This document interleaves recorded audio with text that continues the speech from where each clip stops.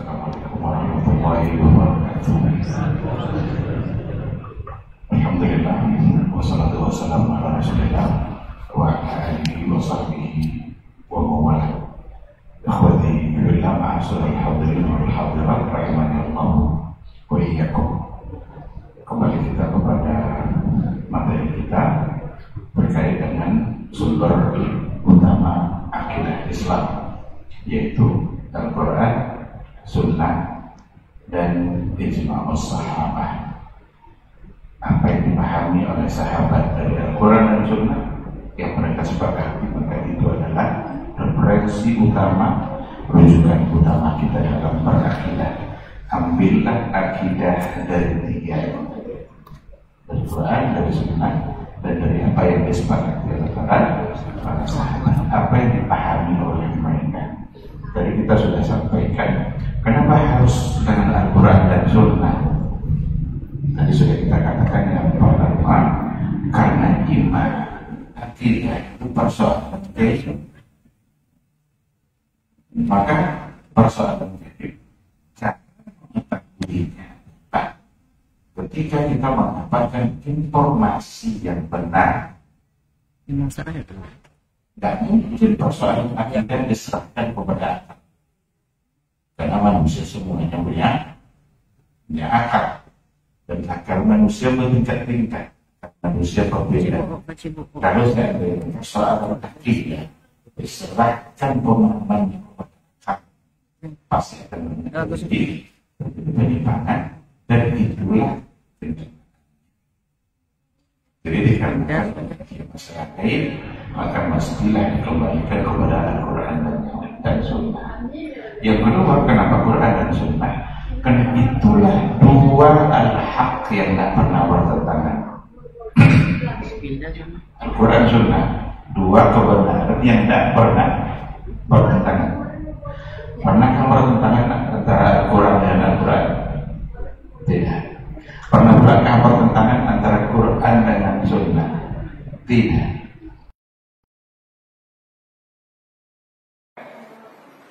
Banyak hadis yang sahih yang lainnya datang dari sumber yang sama. Nah, itulah al-haq. Maka tadi dikatakan al-haqqu min rabbika fala takunanna minal mumtarin. Wa bil haqqi anzalnahu wa bil haqqi nazal. Wa bil haqqi anzalnahu. Dengan al-haq lah kami menurunkannya, Al-Quran. Wa bil haqqi nazal, dan dengan kebenaran itulah Al-Quran itu turun. Maka Nabi dalam mukadimah ceramahnya, pidato-pidato atau khutbahnya, Nabi sering mengatakan khairu al-kalami kalamullah. Apa itu kalamullah? Al-Quranul Karim. Wa khairul huda atau wa khairul hadi hadi Muhammadin sallallahu alaihi wasallam. Ini salah satu dari mukaddimah khutbahnya Rasulullah sallallahu alaihi wasallam. Yang kadang-kadang sekarang sudah dijadikan sebagai ciri. Sebagai ciri-ciri tertentu. Kalau mukaddimah apa itu? Nah, itu mukaddimah. Nyebe ko aduh jong do wasarul umuri muhdatsatuha. Perkara yang paling buruk itu adalah muhdatsatuha, yang diada-adakan dalam agama. Wa kullu muhdatsatin bid'ah wa kullu bid'atin dalalah. Semua yang mengada-ada itu perkara-perkara baru adalah bid'ah, dan semua bid'ah itu adalah sesat. Inilah mukadimah dari khutbah Nabi. Jadi bukan ciri-ciri. Sogaloknya begitu saja. Tapi paham ya kan? Nah, maka ketika Rasul mengatakan khairul kalam kalamullah, tidak ada yang lebih baik. Itulah al-haq. Wa khairul hadi hadi Muhammadin sallallahu alaihi wasallam. Petunjuk yang paling baik petunjuk Rasul sallallahu alaihi wasallam. Maka Al-Quran, Sunnah, inilah dua kebenaran yang Allah sendiri yang menjaga. Kenapa Allah jaga? Ada semacam ismah di situ. Ismah itu keterjagaannya Quran dan Sunnah, kebenarannya terjaga karena memang akan menjadi referensi dalam beragama, khususnya dalam persoalan akidah, apalagi dalam persoalan akidah. Saya ingin menyebutkan salah satu dari ungkapan ahlul ilmi pada masa dulu, mengatakan, disebutkan di sini, kanal umamu qablana idza badalu dinahum ba'atsallahu nabiyyan yubayyinul haqq. Umat-umat terdahulu, jadi kata ahlul ilmi pada masa dahulu, umat-umat terdahulu jika mereka merubah-rubah agamanya, kemudian kalau mereka merubah-rubah agamanya, ba'atsallahu nabiyyan yubayyinul haqq, Allah utus lagi nabi sesudah itu untuk menjelaskan kebenaran.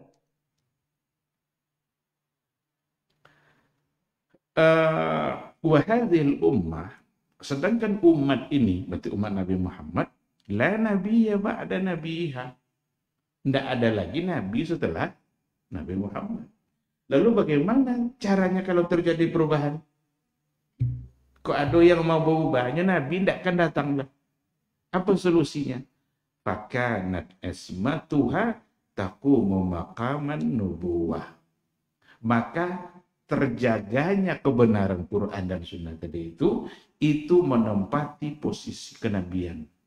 Jadi terpelihara apa yang dibawa oleh Nabi itu. Makanya Taurat tidak ada jaminan sahihnya kan? Taurat tidak ada jaminan, tidak tentu mana Taurat yang asli itu. Injil yang asli itu mana kan? Injil yang diborek, yang turun dari Nabi Isa, kan Nabi Isa. Mana kan? Yang ada adalah perubahan-perubahan. Tidak pernah Nabi Isa mengajarkan kalau dia adalah anak Tuhan. Tapi di Injil yang gini, ada. Maka tidak dijaga oleh Allah. Karena kalau terjadi kesalahan, terjadi perubahan, Allah turunkan lagi Nabi untuk menjelaskannya. Sementara setelah Nabi Muhammad Sallallahu Alaihi Wasallam tidak ada lagi Nabi. Itu apa syarat? Fakanat ismatuha taqumu maqaman nubuwah.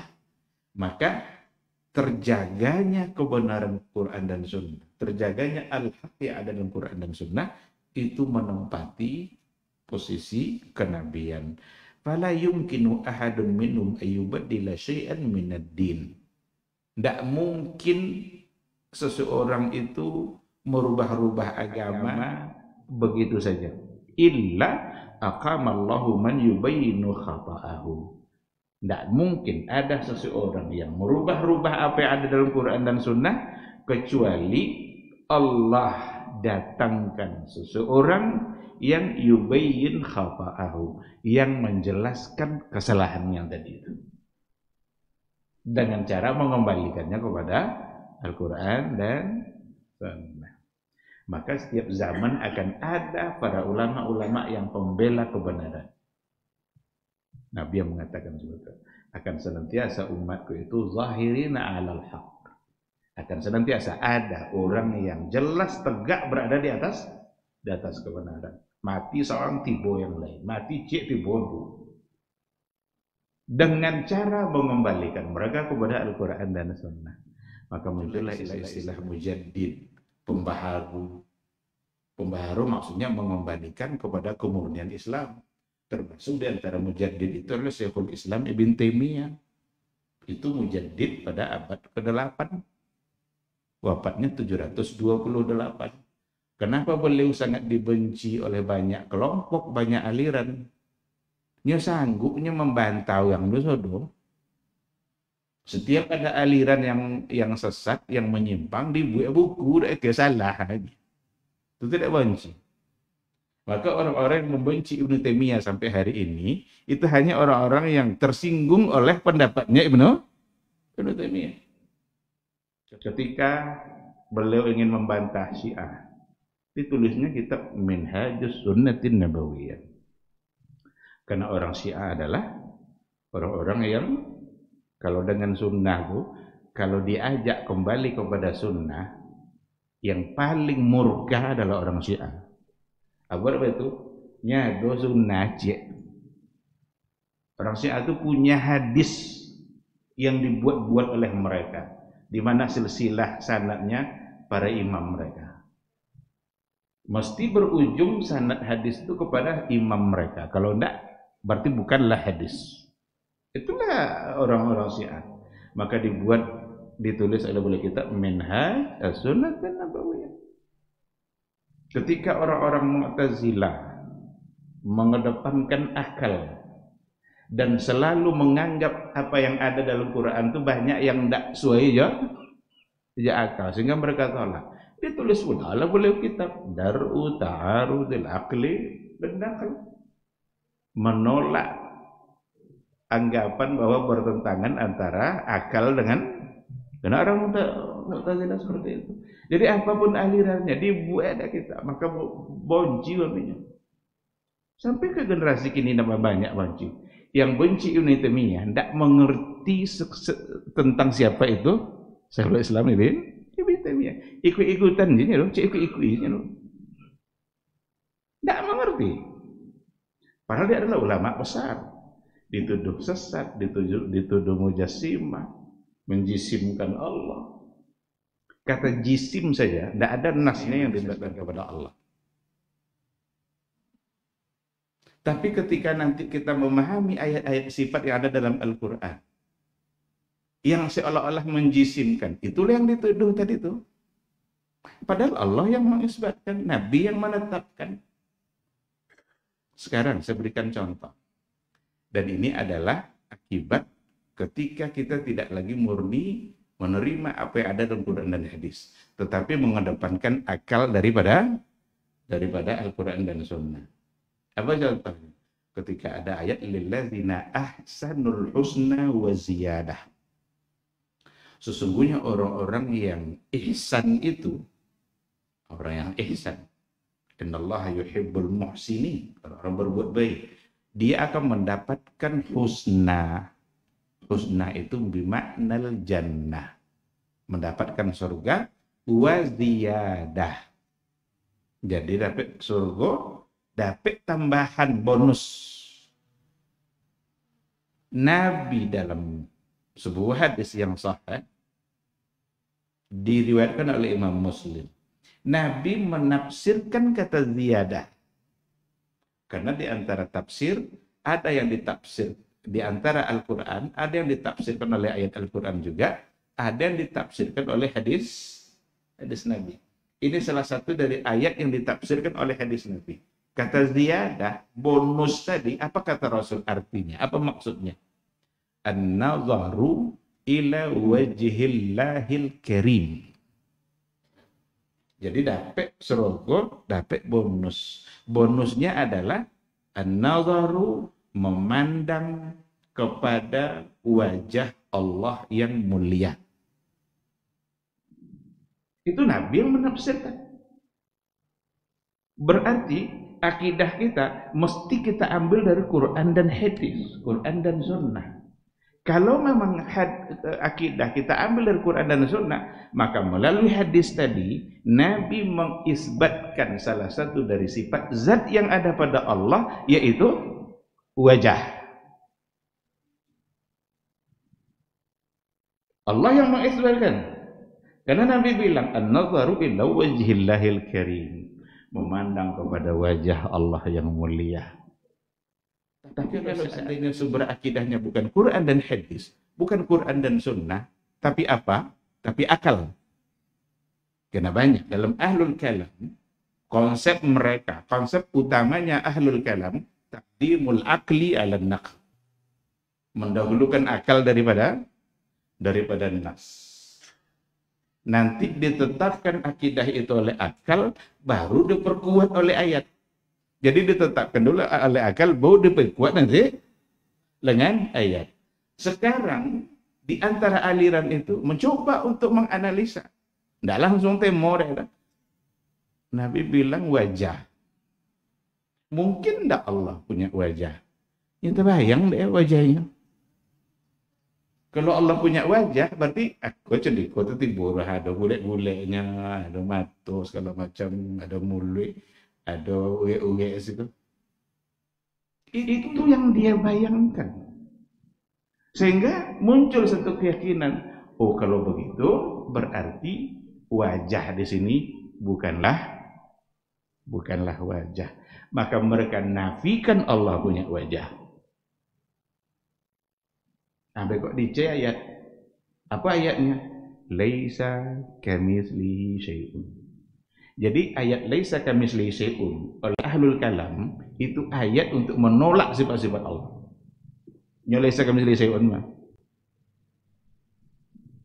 Tapi oleh ahlus sunnah yang sebenarnya, yang ini kata ahlus sunnah jadi rebutan. Semua orang ingin mengakui sebagai ahlus sunnah. Dapur, akui lah. Nah akui je lah. Tapi buktikan. Maka ahlus sunnah yang sebenarnya, yang diyakini oleh sahabat dulu, bukan menolaknya, tapi mengimani bahwa Allah punya sifat wajah, baru nanti laisa kamitslihi syai'un, tapi tidak sama dengan makhluk. Maka ayat laisa kamitslihi syai'un oleh ahlus sunnah gunanya mengisbat semua yang ditetapkan oleh Allah dalam Al-Quran, tapi menafikan kesamaan dan keserupaan. Sedangkan oleh ahlul kalam, baik yang mu'attil maupun yang mu'awwil, ta'til dan ta'wil sama saja. Ayat tadi mereka gunakan untuk, oh berarti bukan wajah. Maka ditakwillah kepada makna yang lain. Atau ditolak sama sekali seperti Mu'tazilah, Jahmiyah, Mu'tazilah, adik-adik. Menolak asma dan sifat, ada yang hanya menolak sifat saja tapi ditetapkan namanya. Ada yang menolak dua-duanya, Jahmiyah, yang didirikan oleh Jaham ibn Safwan. Inilah akibat kalau seandainya kita tidak mengambil akidah dari hadis.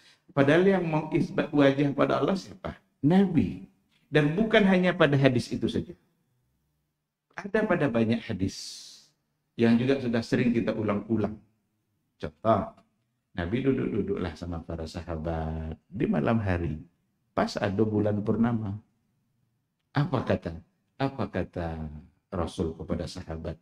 Innakum, sahabat-sahabatku, innakum satarawna rabbakum kama tarawnal qamar.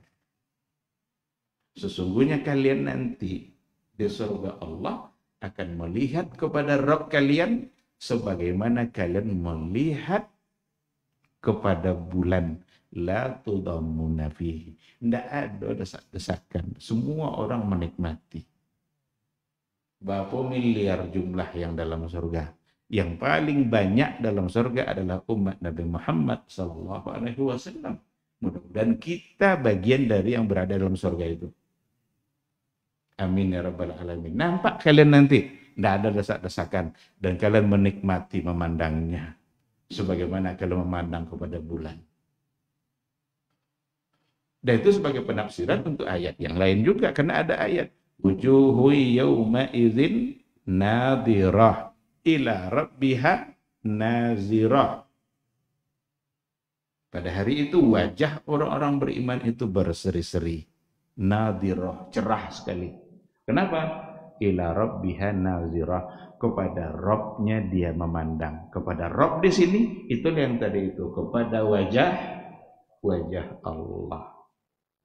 Nabi yang mengisbat, Al-Quran yang menetapkan,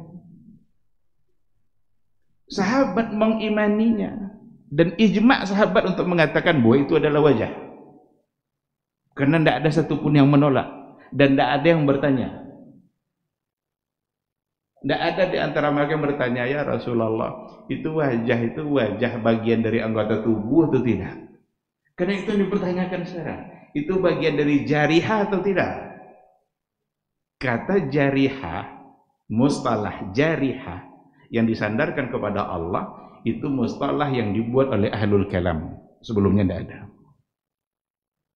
Maka tidak ada satupun nas yang menisbatkan kata jarihah, kata jisim untuk Allah.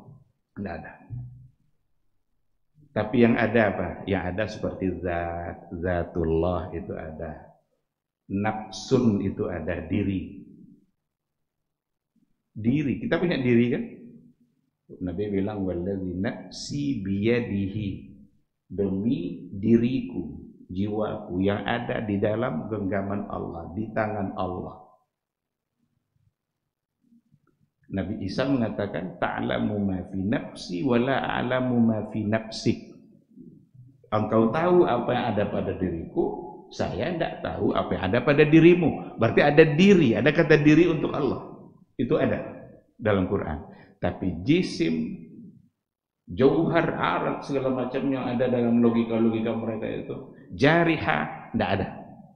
Maka kalau tidak ada, ya tidak perlu dipertanyakan. Yang jelas, laisa kamitslihi syai'un. Itu wajah yang mulia, yang sesuai dengan kesempurnaan dan kemuliaan Allah. Dan tidak akan ada yang serupa dengan itu. Tidak perlu untuk dipertanyakan, jarihahkah dia? Sama seperti mempertanyakan arah, berarti ketika dikatakan Ar-Rahmanu 'alal 'arsy istawa, Allah bersemayam berada di atas aras. Ada yang mempertanyakan, itu arahkah? Arah itu nyoba kalau arah berarti samonya benda. Benda kan punya arah tertentu. Barat, utara, selatan, timur, atas, bawah. Pasti benda berada pada salah satunya. Sekarang, itu arahkah atau tidak? Kenapa ditanyakan itu? Karena memang di kepala mereka sudah dipenuhi oleh laponmu dan subuh-subuhat tadi itu. Nya diawali dengan pengenalan akal mereka kepada makhluk, bau bekok ke Khalik. Maka semua yang ada pada makhluk berarti tertolak adanya pada Khalik. Ketika dikatakan alal arsy istawa, berada di atas aras, arah atau enggak? Kalau arah berarti sama aja benda, berarti bukan berada di atas aras. Tahu ya? Nabi ketika menanya seorang jariyah, itu dibuat kadang ku hadis ku masalah kan ya. Ini ulama dulu sepakat nyong hadis itu sahih. Ada dalam Muslim.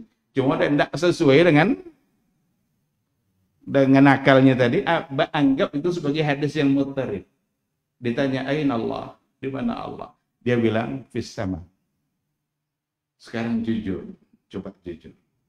Seandainya Rasul sekarang ada di tengah-tengah kita, lalu dia nanya, aina Allah? Apa jawaban kita? Inginkah kita mencari jawaban yang lain? Wa cai-cai ya Rasul, itu di atas aras itu di arah itu atau enggak? Wak tanya-tanya macam itu.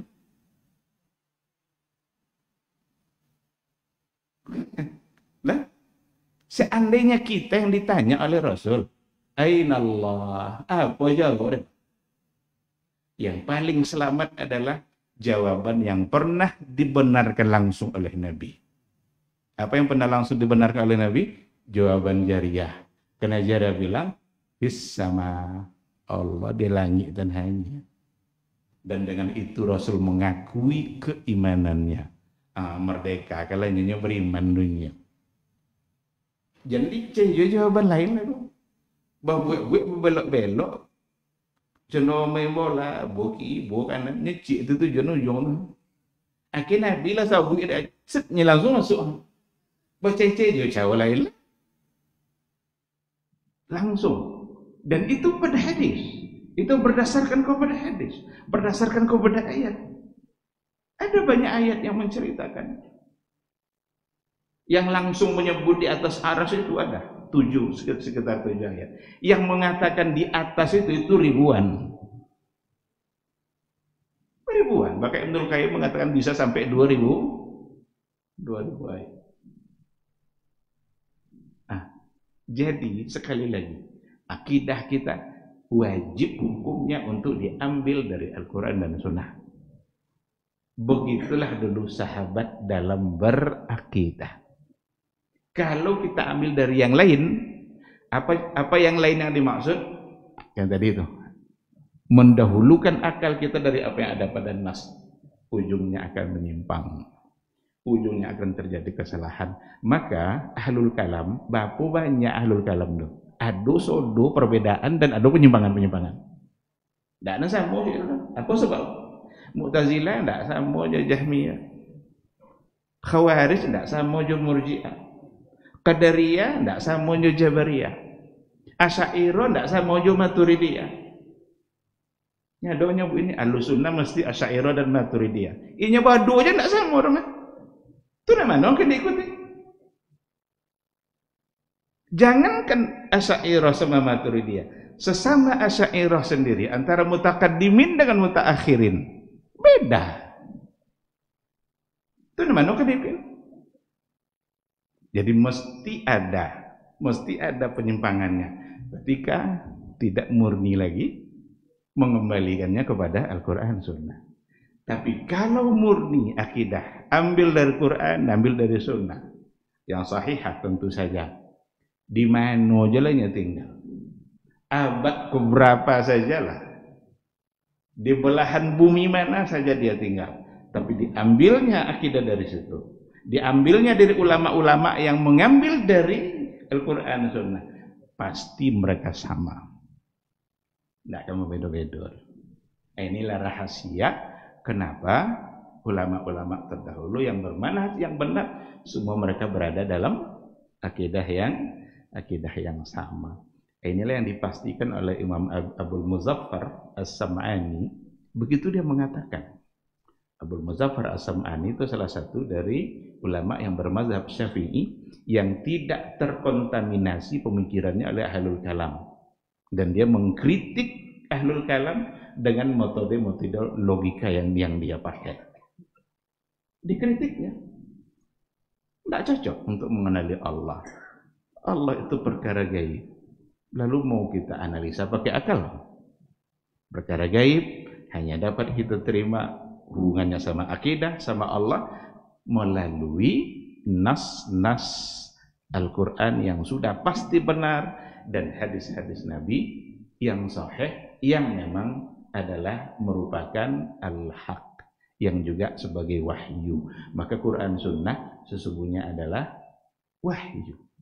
Itu dua wahyu, Quran dan Sunnah. Karena Nabi ayat sendiri bilang wa ma yantiqu anil hawa in huwa illa wahyun yuha. Ikhwati fillah, jadi kalau ditanya apa saja nanti sumber selain Quran Sunnah, pertama akal, kedua mimpi. Ada menjadi mimpi sebagai sumber akidah, sumber kebenaran, itu pasti tidak akan mungkin untuk diterima. Sang akal tidak bisa, boleh mimpi itu kan uang tidak jalan akal gitu kan. Satu-satunya mimpi yang dapat dibenarkan dalam urusan wahyu itu hanyalah mimpinya para nabi. Kalau mimpi para nabi itu lain soal, bahkan bisa menjadi mukjizat karena mimpi ru'ya salihah disebut sebagai ru'ya salihah. Ini mungkin yang menjadi bahan kajian kita. Mudah-mudahan ini kajian yang sangat sederhana sekali. Mudah-mudahan kita semakin paham bahwa sumber akidah jangan coba-coba cari sumber yang lain selain daripada Quran, Sunnah, dan ijma'nya para sahabat, apa yang dipahami oleh sahabat Rasulullah Sallallahu Alaihi Wasallam. Mereka hidup di zaman tanzil. Mereka hidup di zaman turunnya Al-Quran. Mereka sangat paham apa yang dimaksudkan oleh ayat itu, apa yang dijelaskan oleh Nabi tentang ayat itu, mereka lah yang paling paham. Jadi kalau seandainya ada doktrin-doktrin akidah, tidak pernah toswo di zaman sahabat dulu. Berarti sesuatu yang harus ditolak. Tidak mungkin untuk diterima. Karena tidak sama dengan yang diyakini oleh generasi terbaik, yaitu sahabat Rasulullah Sallallahu Alaihi Wasallam. Mungkin sampai di sini kalau ada pertanyaan, sudah jam 8 lewat 10. Ada pertanyaan? Baik, kalau tidak ada, kita cukupkan sampai di sini. Mudah-mudahan tidak ada pertanyaan karena dipahami. Nah, ini dua kemungkinan, dipahami atau tidak paham semua. Tapi saya yakin ini mudah-mudahan karena benar-benar dipahami, insya Allah. Semoga kita selalu terjaga dari berbagai macam bentuk penyimpangan-penyimpangan. Saya sengaja menyedikitkan contoh dalam penyimpangan karena sudah sering kita angkat, tapi setidaknya yang tadi kita sampaikan